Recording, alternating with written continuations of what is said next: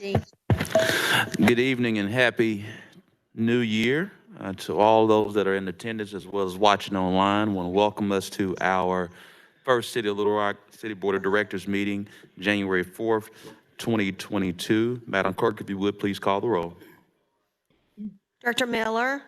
Here. Director Richardson. Here. Director Webb. Here. Director Peck.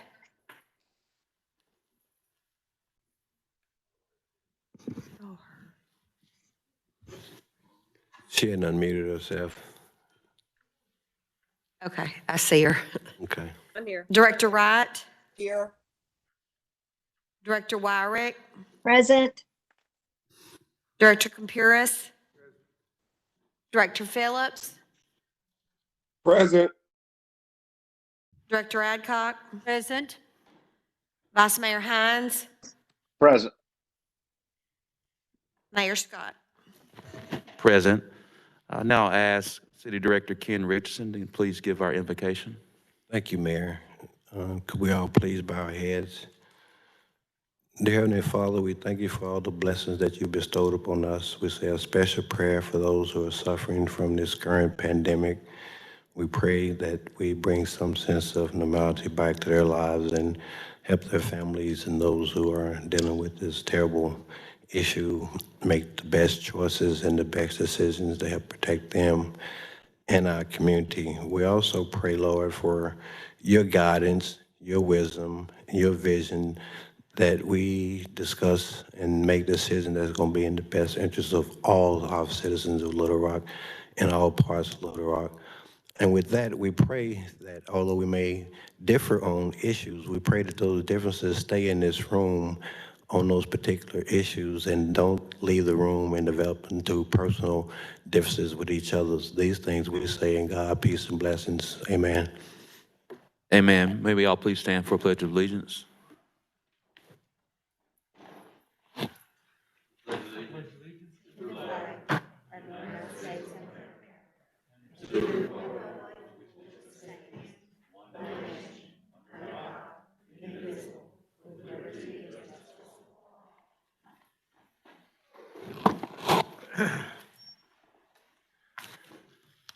Members of the City Board, we have one modification for tonight's board meeting. M1, Madam Clerk, is there a motion to add? So move. Second. There's a motion from City Director Adcock and a second from Vice Mayor Hines. All those in favor, please say aye. Aye. Aye. All those opposed, please say nay. Ayes have it. Is now added to the agenda. Madam Clerk, if you would, please read the consent agenda. Yeah, Mayor, I'm sorry. I have my hand raised. Sorry, Director Phillips.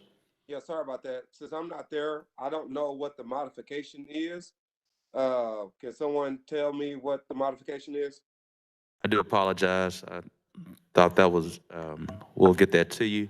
M1 resolution is to express the willingness of the City of Little Rock, Arkansas to apply for and utilize federal aid transportation alternatives program for the construction of Jonesboro Drive Phase 2. This is in regards to the Tri-Creek Greenway that we've begun work on in conjunction with the city as well as the Arkansas Department of Transportation. Mr. Moore, would you like to add any detail?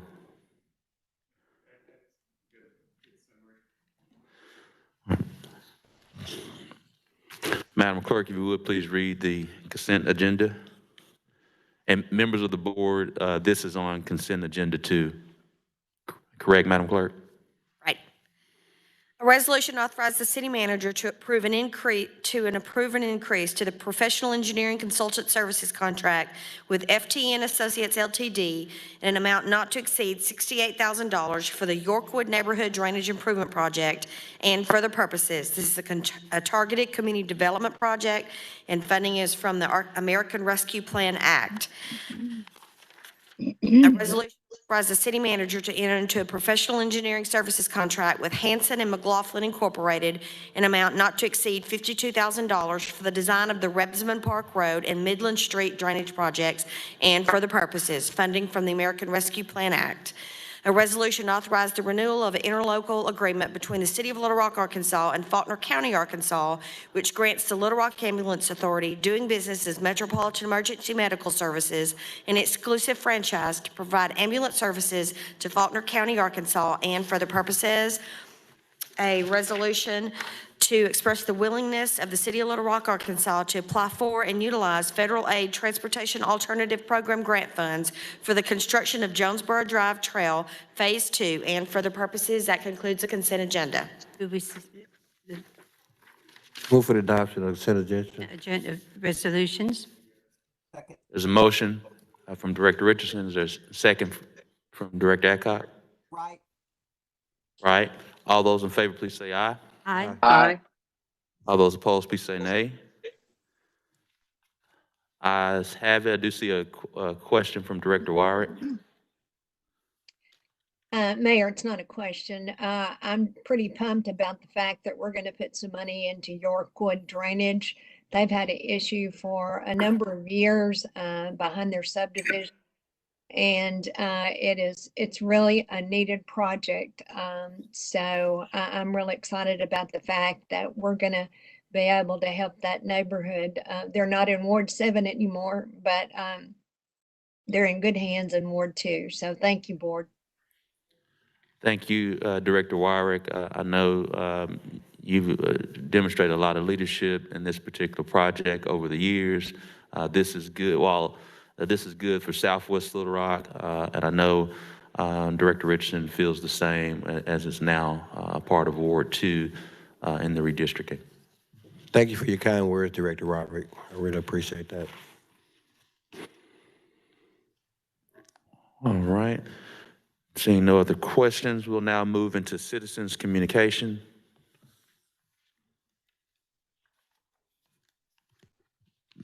Ms. Teresa Ballou.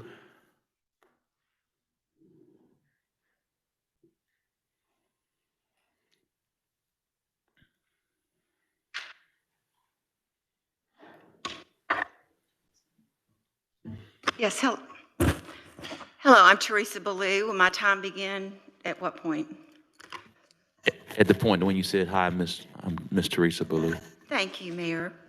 In the United States, we're organized and governed under the model of a representative democracy. That means a system in which citizens elect representatives who propose and vote on legislation or policy on their behalf. As citizens, we have access to our elected representatives through requesting personal meetings, gatherings, phone calls, emails, letters, protests, petitions, or in the case of the City of Little Rock, 3 minutes of citizen input limited to a total of 30 minutes of citizen communication at 2 board meetings per month if we attend in person. So that is 1 hour of public citizen communication a month, or 20 citizens per month publicly on general concerns of the citizenry.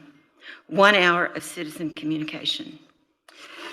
I want to talk to you about what has happened with redistricting and my concerns about this. I understand the redistricting process very well and the necessity of redistricting. As someone who supports representative democracy, I support it. Most people know that democracy means rule of the people. It's my understanding the new ward maps as of January 1st have been put into effect. It is posted on the city website as if it is the current ward map. I attempted to read the minutes of the December 7th meeting, but they are not posted on the website. There's only 4 months of 2021 minutes posted. Our wards have been redrawn.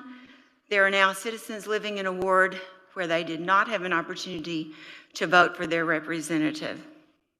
In light of that, and in following the example of our state and federal elected officials, I believe that those wards should not go into effect until after our election and our new ward representatives have been voted in. Another issue that I'm concerned about is that on the board information, it says that Ward 4 will not be having a new representative voted for, which means we're going to have a group of people whose wards have changed, who will not be voting on their city board member for at least until 2024. That is not representative democracy. Winston Churchill once said that, well, I won't even quote him in light of time, although he's one of my favorite politicians. It's my understanding that these ward maps go into effect, and I would like for you to make sure that this is postponed. I know you all can change and revise and redo just about anything that you do, and make sure that all of our citizens are being represented by someone that they have had an opportunity to vote for their office. I hear that my time is up, although I have much more to say. I will entertain questions. Thank you so much, Ms. Ballou. If you have a written document that you would like to enter into the minutes, you can leave that with our city clerk. Okay, and who will I follow up with on my action points, or will I be expected to be back here to ask again at the next citizen comment?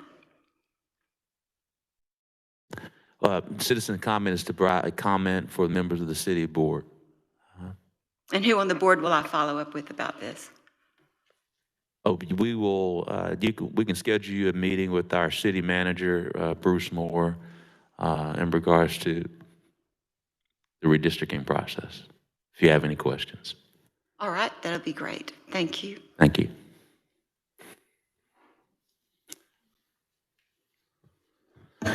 Vice Mayor Hines, do you have your hand up? I do, Mayor, if we're done with citizen communication. And Vice Mayor, I apologize, we're not done. Okay. Didn't know if you had something particular. No, I'll hold until after citizen communication. Yes, sir. Mr. Brock Thompson.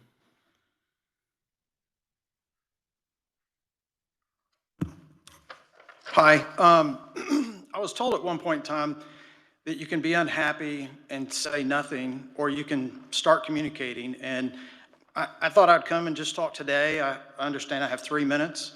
I probably don't agree with everything that everybody says, as we all don't. But unless we start talking with each other, we're not going to get anything accomplished. And so, Mayor Scott, I appreciate what you're trying to do, and I appreciate the hard work that you've done. And I think everybody's working hard. At the same time, I think we're going 2 different directions. My point today was to talk about the mask, but we can talk about masks, we can talk about COVID, we can talk about business, we can talk about travel, we can talk about a lot of different things. But in my 3 minutes, I want to say today that as much as all of you appreciate your hard work, it's important for you to see the total opposite side of where your position is. And so for you, Mayor Scott, I would try to find the most opposed person in the city of Little Rock and have a conversation with them.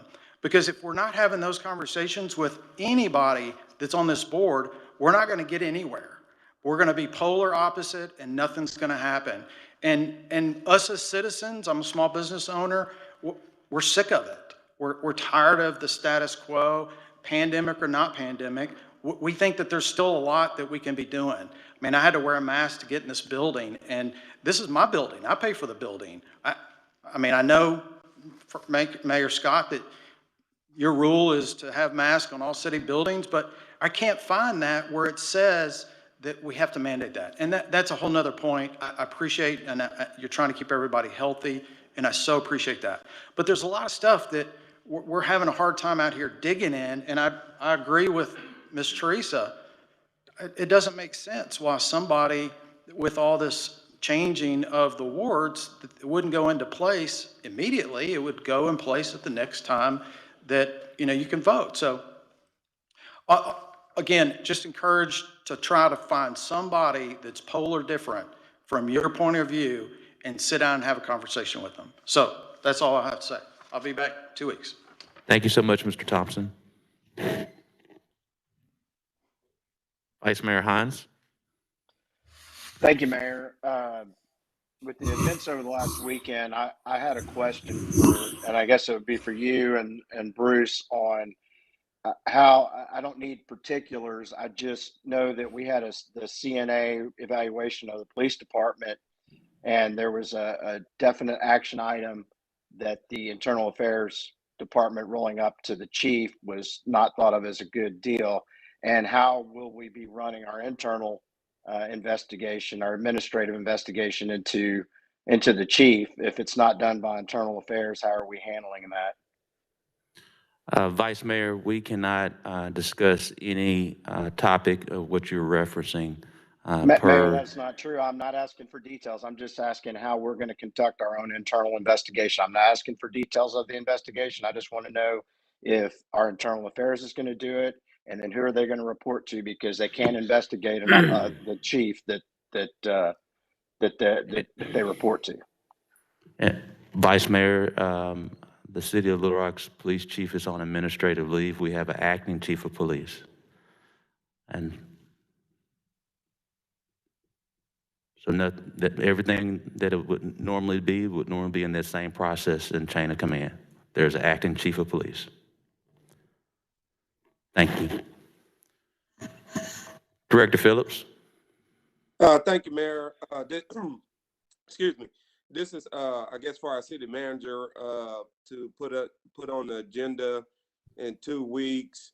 I would like for us to have a discussion of, and I brought this up before, but I do think for transparency purposes and disclosure purposes for us as a board and for our public, that if any of us want to amend an agenda item, that we're able to do it during the agenda meetings as opposed to the board meetings. So we all have opportunity to discuss whatever that amendment is at our agenda meeting, and then have a week or so to vote on it, just like we do any other items. I know our current policy is to now allow voting during the agenda meetings. But I would like to put this on the agenda so we can have a discussion about it, about the pros and cons of allowing that to happen. So I'm requesting the city manager to add that to our next board meeting, which I believe will be January 18th. And it looks like the city, Bruce wants to respond, so I'm happy to hear from him. Mr. Moore. I just want to clarify, and Director Phillips had mentioned this to me before. Are you wanting to amend the current ordinance? And if that's the case, are you going to, I think I saw something where you might make you might have a document that makes some amendments, or is that something you want Tom to do? Or I just want to be clear. I mean, it meets the current rules. You've announced it today, and so it'll be on the agenda in 2 weeks. I just want to be sure what you would, well, it'll actually be on for discussion next Tuesday on the 11th. Right. And I'm happy to work with the city attorney, his office. I'm okay with drafting or amending the current ordinance to allow for us to have that discussion during agenda meetings, to amend the agenda so we can discuss whatever that amendment is during the agenda meeting. I'm happy to take the lead on that, but I'll work with our city attorney, his office, and see what's the most efficient process. And I mentioned this to Director Phillips, and I'm not sure how, and maybe Tom or city attorney can weigh in too, but the board can't vote during the agenda meeting. You got to be in an official meeting. So I think that's the issue that we somehow, for instance, if there's something on tonight that you wanted to, well, no, that's not an example. The agenda meeting is the next Tuesday. But if there's something on next Tuesday that you wanted to amend, I believe you say that was your intent, but because the board can't actually vote that on the 11th, I think that's where we need to work through the language. Yeah, and I agree, and I don't want to run afoul of rules, but I know as a body we make the rules, and if one of us have 7 of us, so if there's 8 people to amend the agenda, I just want the opportunity to discuss that item before we have to vote on the item. I don't think it's fair to the public. I know there's been a number of citizens who showed up and who contacted me after meetings and said, if I would have known y'all were going to talk about this today, I would have came to the board meeting to make sure that my elected representatives know how I feel about this issue. When we don't do that, we don't give them a chance to participate in the democracy that we stand on. So whatever we got to do to fix it, is what I'm trying to do to just make sure that the public is aware, okay, hey, here's an item that the board is going to be voting on. You should know about it. I don't want us adding, in my opinion, and based on what my constituents told me, they don't like that we add things to agenda and then vote on it without them knowing what we're going to talk about that day. And that's all I'm trying to get at.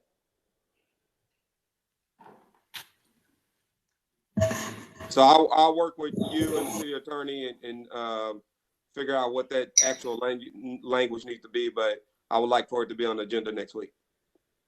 But thank you, Mr. Moore. Director Warwick. My microphone on, I'm sorry. If I'm listening to Director Phillips correctly, he's talking about being able to bring up an item in the agenda meeting. And then Mr. Moore says you can't vote to add it to the agenda, but you want to bring it up for the next meeting. And so in the next meeting, there's nothing that precludes you from getting the board to add it to the agenda. Now, is that what you're thinking, Director Phillips? Yeah, I think that's a either or both and, Director Wyrick. You could do that, or you could at the agenda meeting, not you, Director Wyrick, you as in the greater you Right. could say, hey, I didn't get this on the agenda in time, board, but here's a significant enough deal. And if we have 8 people to amend the agenda, you're able to do it at the agenda meeting. So it's on the agenda for the public to see for the next week and for us to think about before we vote on. What's happened at least a few times last year is that people did not bring something up during their agenda meeting because we can't vote on an agenda meeting. So they just brought it up during the board meeting, and then we hear about it for the first time, and then we vote on it the first time we hear about it, and it doesn't give the public the opportunity to engage on whatever that issue is. Well, I think if we, this is just my thoughts, if we bring it up in the agenda meeting, we ought to have the information, documentation, whatever the ordinance resolution is to hand out at that agenda meeting so that it gets to the board and then ultimately gets to our citizens, so they'll be able to speak on it. I think the 2-week issue was to try to help to get input from our citizens. So we just need to have some of that language in there that if you don't have your documentation in regards to what you want to add, then that should prevent you from doing that. So I'm kind of rambling here, but I'm just thinking about there's been a number of times that we didn't have the information that we needed to even make a decision whether we wanted to add it to the agenda or those kinds of things. So as you're looking at possibly changing this, let's make sure we have some language in there that says that you have to have, all your I's dotted and your T's crossed before you introduce that to the board.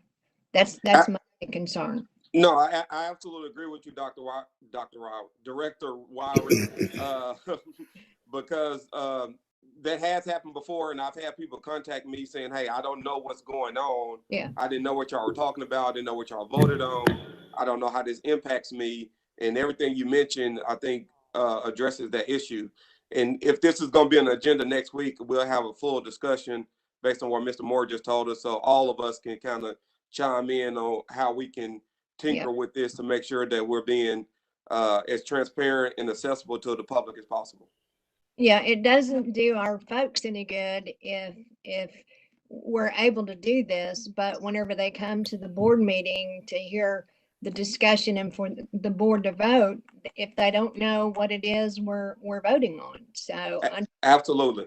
You and I are saying the same things. Okay. So okay. So not calling you out. I'm just having a little discussion with you about. No. I don't mind being called out, but you're definitely not calling me out. We're having a discussion about the process to operate our city government. So I'm all good with me. No issues at all, Director Howard. Okay, thank you. And the other thing that was on my mind, when we were going through the budget hearings, I brought up the fact that I felt like it would be a good move if we moved Public Works into the city manager's office, so we would have some cohesiveness in regards to the litter pickup, bulky items with the code enforcement and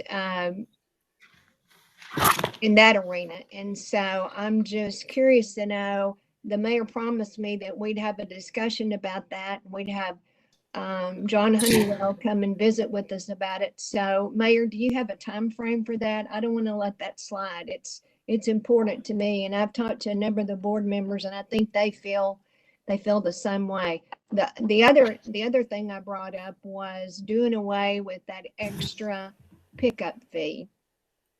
So that's an equation in this situation as well. And Director Warwick, we did commit to having Director John Honeywell come before the board to discuss the waste disposal ordinance and the pickup fee, and he will be here at the second meeting on, I believe it's our second or our first agenda meeting of the year, so he'll be here next Tuesday. Oh, okay, great. Thank you for doing that. I didn't want to let you forget it. Yes, ma'am. He'll be here to discuss the waste disposal, all things public works, here on Tuesday. Okay. All right. Well, board, get your questions together. Thank you. Thank you.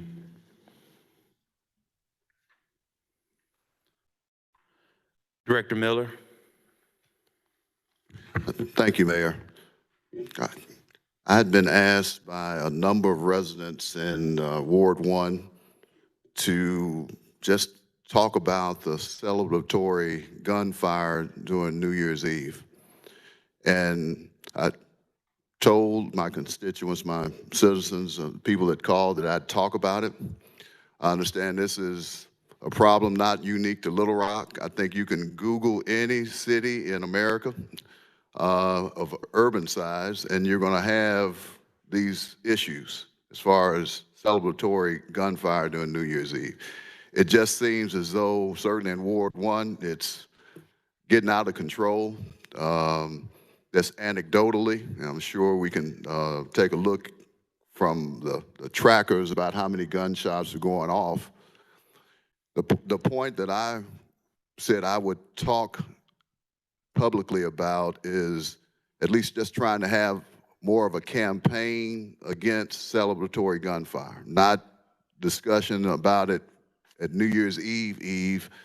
Maybe there's some type of marketing campaign that can go on that maybe starts sometime during the year or in December to talk about that. Let's try to put some faces with people that have suffered from this, people that have been shot or homes that have been affected by this. But, you know, there's got to be, in my opinion, some effort towards stopping this. We have, you know, and I'm probably not going to make real good comparisons here, but certainly when we wanted to stop, as a nation, talk about stopping tobacco smoking, and the whole campaign for that, it took years and years and years to do that. Buckling up seatbelts take years and years for people to do that.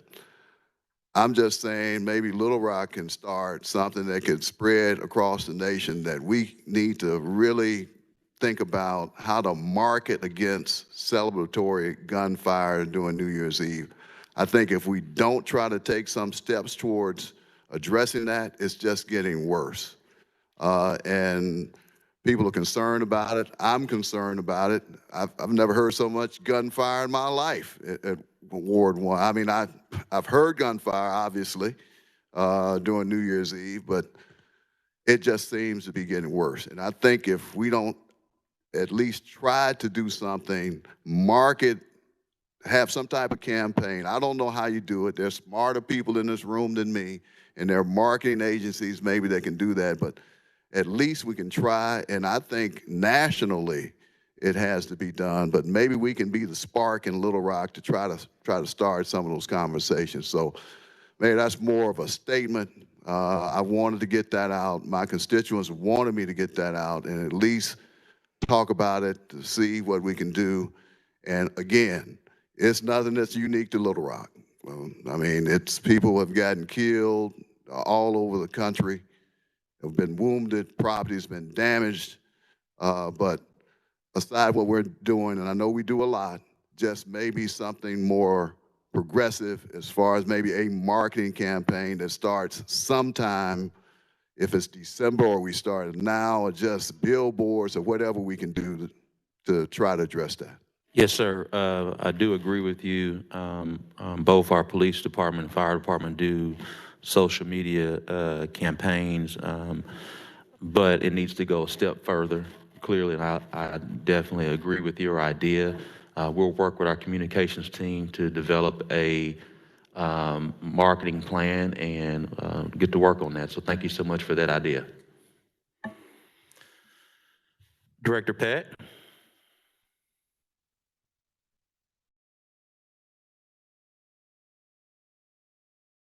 Director Thank you. Peck? Yes, thank you, Mayor. I was going to say pretty much what Director Miller just said. And I know we all received many texts and phone calls and emails about the celebratory gunfire. It does seem like it's getting worse. I think we owe it to the citizens, and they have been very vocal, to have a conversation about this and to come up with a plan to address it. I hope no one was injured. I don't know how many gunshots there were, but it's just a tragedy waiting to happen. And I've got a lot of upset people. I heard from at least half the neighborhoods in Ward 4 about this. And so, like Director Miller, I promised to bring this up again this evening with the hope that we would have some sort of concrete plan to address this. And I don't have anything specific, but it's on everybody's radar. So I just wanted to bring that to everyone's attention. Thank you. No, thank you so much, Director Peck. Director Webb, and then Director Richardson.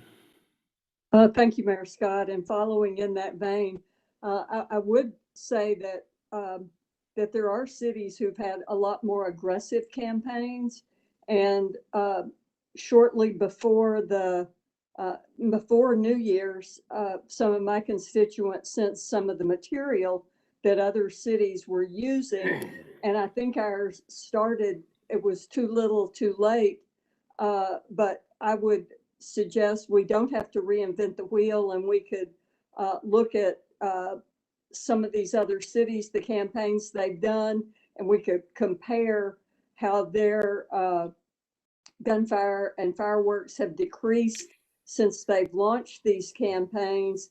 And I would be happy to send the information from my citizens in Ward 3. And when bullets are landing, people are digging the bullets out of their house, it's not very comforting, and I've never seen it or heard it like I have before this year. But there are some cities doing good things for us to maybe emulate and then take it a step further. So thank you. And I'll send the material. I'll request material and forward it to you, Mayor. Thank you so much, Director Webb. Director Richardson. Yes, thank you, Mayor. Just to shift slightly, the places where we have, I remember doing gang intervention work, and one of the things that would surprise me the most when I moved back here to Arkansas was two things. One, the number of weapons in the inner city, and two, the different caliber of weapons we had in the inner city. And they just happen to coincidentally be located in areas where we're having the most social ills that produce the most criminal activity in the city. And I think that at some point in time, we can't police our way out of this. We can't expect them to be in every block and every corner. At some point in time, we're going to have some real aggressive community building efforts, some real strong advertisement efforts like we're talking about. But I think, to me, the larger issue is the number of violent activity we're having in different parts of those communities where we have the most and the loudest gunshots. I mean, stuff starts at 8 o'clock and then starts at 2 o'clock in the morning. And it's surprising the number of weapons, but the different caliber of weapons, the different types of weapons that are easily accessible to a lot of our constituents, and some who may or may not pay attention to advertising campaigns, some who may or may not pay attention to more police on the street. But I think we need to tie this to a bigger issue in terms of how do we address the social ills that are producing these activities, along with the crime that goes along with it in certain parts of our city. So I'm supportive of Director Miller, Director Peck, and Director Webb's statements, but I want us to kind of figure out a way to tie this to something that's a little bit larger than gunshots on New Year's Eve. I think that's a symptom of some much more larger problems that we're facing in certain parts of our community, unfortunately. And we need to be honest when we do an assessment of our problems. And I think my good friend Dr. Compiers would say an inappropriate diagnosis would render an inappropriate prescription. And we got to look at the whole body and the whole, not just the knee, not just the elbow, but not just the leg, but look at the whole body. And that's why in my prayer I said that hopefully our decisions and our conversations are based on improving all parts of our city, and that we look at it as our city. My city doesn't stop at the Ward 2 boundaries. I see somebody in Ward 3, I'm gonna still help them. I'm not gonna say, well, you don't live in Ward 2, I can't help you. And I think that devolves us to the lowest common denominator of ward politics. So I think while I'm in agreement of everything that we've said, I think we need to look at the much larger issue to me, and that's the violence and the criminal activity that's produced by social ills that's making possession of weapons easily accessible, different types of weapons. At one point, I heard one large, loud boom, and I looked out and heard another boom. And after a while, Mayor, I went out and I was expecting to see a tank drive down my street. Am I in Iraq or am I in Little Rock? So it's a host of accessibility to different types of weapons. Most of them, not all, some of them are illegal. Most are illegal, but I think we need to look at this and tie it to something a little bit larger to help improve our city for all our residents.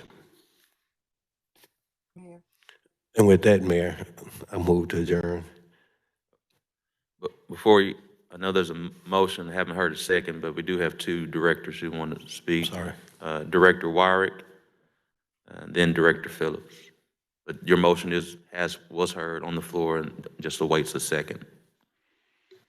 Thank you, Mayor. I agree with all of the comments in regards to the gunshots on New Year's Eve.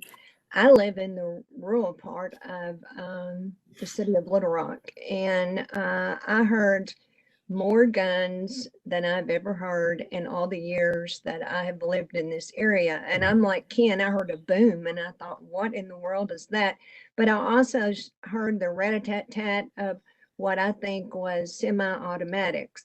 I live, like I said, in the rural area. I received an email and I forwarded it to you, Mayor. The Bunch Road area and the Yorkwood area had property damage due to the gunfire, and there was a window in a car that was broken. Various things like that, and it's the bullets go up, and when they come down, that's when they become dangerous. So it's a health and safety issue. So I think it behooves us to start putting together a plan to try to encourage folks not to do that. Now, I watched the press conference on Friday, and Assistant Chief Haskins did talk about the gunfire and did talk about that it was illegal to do that. That was Friday. And, then we have New Year's Eve that evening. So I'm sure that message has been put out through the city prior to that. But I believe we've got to have a program as Director Miller said, kind of like the smoking program that we did, because it is a health and safety issue, and people that are shooting need to know that there could be consequences from the little enjoyment that they get on New Year's Eve with the guns. So I'm all for it. Kathy, your group over there is always progressive, so I'd like to see the reports that they've came up with from the other cities. So whenever Director Webb provides that to the city manager, the mayor, I hope you'll share it with the rest of us. Thank you. Thank you. Director Phillips, and I also see Director Wright. And I'll be very brief, Mayor. I was just going to ask you or City Manager Bruce Moore to maybe have, I think Director Emily Cox has a great working knowledge of the ARP funds and the comments that Director Richardson made about a campaign to address this issue holistically. Maybe some of that money we've used for community violence prevention can be used to address this in sort of a marketing campaign. So if that's something that Director Cox could look into to see if there's an avenue for us to address these issues that we discussed tonight. And with that, I'll make a second to Director Richardson's motion to adjourn. I would like to speak if possible, Mayor. Oh, I'm sorry, Director Wright. I'm sorry. Thank you. But I do, just for the record, Mayor, I made the second, but I will defer to Director Wright. Okay, I've heard your second. We'll, out of courtesy to Director Wright, Director Wright.